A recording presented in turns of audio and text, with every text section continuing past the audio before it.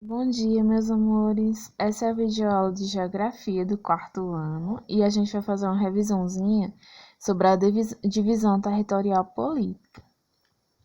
Bom, como a gente já viu, para a Geografia, um território é uma área sobre a qual o Estado ele exerce a sua soberania, o seu poder, e que abrange todo o solo que é ocupado pela nação. Os territórios eles possuem suas áreas delimitadas, ou seja, cada área ela é delimitada, cada área é, é diferente da outra, tem um poder diferente, tem uma organização diferente da outra. E a área delimitada, ela pode ser por terra, por água ou por água. E ela demarca os seus limites. Aí nós chamamos de limite a demarcação territorial entre duas áreas vizinhas. E um limite é definido normalmente por lei de qualquer uma das instâncias da administração pública, municipal, estadual ou federal. Na esfera da divisão política, os contornos de divisão dos municípios são conhecidos como limites. Já os estados são conhecidos como fronteiras do estado são conhecidos como divisas e o do país é conhecido como fronteiras. Vocês já devem ter ouvido falar, né? O Brasil faz fronteira com a Argentina, com a Venezuela, com a Guiana Francesa e assim por diante. Então, são países vizinhos que fazem fronteira um com o outro.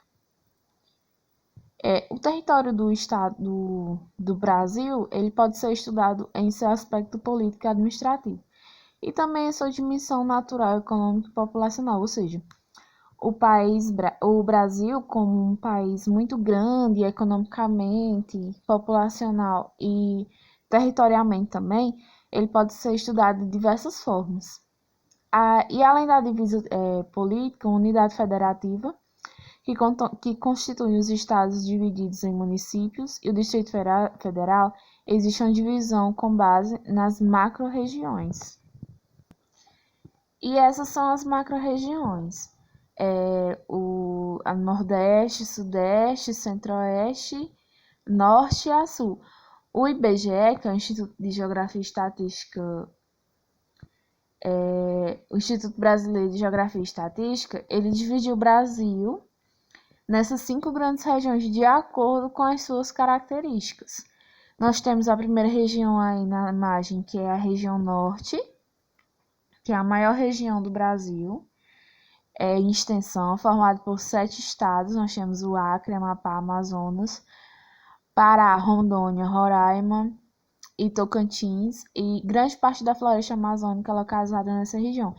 Floresta amazônica, que é uma floresta bastante importante para o Brasil e para o mundo, tem uma grande extensão de vegetação e de animais, né? Além de ser um dos atrativos naturais mais visitados da região norte, além de servir também tanto para o turismo como para estudos científicos da vegetação, de animais que estão entrando em extinção, infelizmente. O lado negativo da Amazônia, quer dizer, o lado negativo do ser humano em relação à Amazônia, o desmatamento, né? Que muitos utilizam as árvores para lucrar. A natureza, eles utilizam a natureza para lucro próprio. Eles não pensam na natureza como algo de todos e acabam devastando, queimando, traficando animais, e assim causa um prejuízo bastante grande para a natureza. Nós temos a região Nordeste, né, onde fica o nosso estado do Ceará.